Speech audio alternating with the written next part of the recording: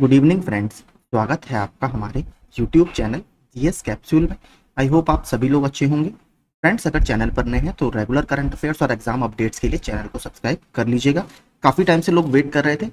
आप सभी को पता है 6 तारीख को हमारे केस की सुनवाई हुई थी, 6 मई को। ठीक है, शुभम शर्मा एंड अदर्स वाला जो केस था 18,469 जो कोर्ट नंबर 9 में लगा हुआ था, उसका अभी तक ऑफिशियल ऑर्डर नहीं आया था, जिसमें यह कहा गया था कि चीफ जस्टिस ऑफ इंडिया के डायरेक्शन के बाद इसको सेम बेंच में लिस्ट कर दीजिए। तो उसका पूरा ऑफिशियल ऑर्डर आ गया है, वो हम देख लेते हैं। इसमें कन्या विद्याधन और पुरा वाले प्रश्न को चैलेंज किया गया था।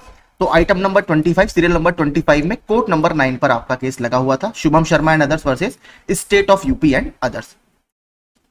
ठीक है, 6/5/2024 this petition was called on for hearing today. Bench थी जेके माहेश्वरी और संजय करोल सर की। तो नीचे देखेंगे पूरा जो मेन ऑर्डर है वो आपको मैं दिखा देता हूं।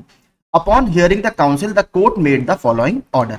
द मेन ऑर्डर डेटेड 21/11/2023 जो हमारा मेन ऑर्डर आया था श्रीधर यादव वाले केस में was passed in the special leave petition diary number 24/736/2023 by a bench presided over by honourable mister justice Ahsanuddin Amanullah mister. तो 21 नवंबर को आपका ऑर्डर पास किया गया था इस डायरी नंबर में जस्टिस एहसानुद्दीन अमानुल्लाह की बेंच द्वारा।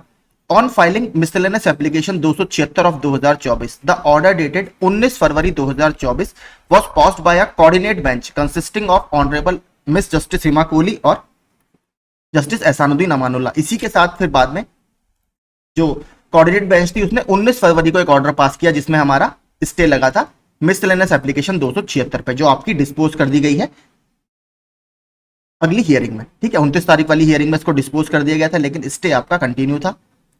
The present case has been filed challenging the order dated 12 March 2024 in reference to the order passed by this court on 19 February 2024 in miscellaneous application 276 of 2024। तो ये lower court की बात हो रही है। 12 मार्च को लोअर कोर्ट में ऑर्डर पास किया गया था जिसमें इस जजमेंट को इन्होंने सुप्रीम कोर्ट में चैलेंज किया है। 12 तारीख को हाई कोर्ट का जजमेंट आया था। In the said facts, we are of the view that the instant matter be placed before the same bench। देखिए आप एक चीज समझिए, यहां पर दोनों जजेस का जो ओपिनियन है वो बहुत इंपॉर्टेंट है।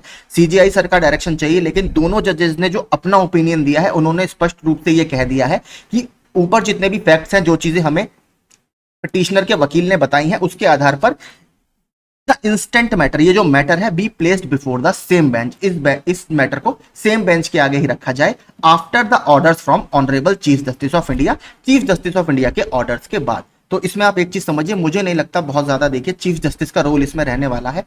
इन दोनों जजेस ने अपना क्लियर ओपिनियन दे दिया है कि जो हमें याचिकाकर्ता के वकील ने डिटेल्स बताई हैं और जो हमने पिछले केसेस की सुनवाई का समरी इनके पास थी ऑफिस रिपोर्ट वाली फाइल में, उसके आधार पर हम इस मैटर को सेम बेंच के आगे प्लेस करेंगे।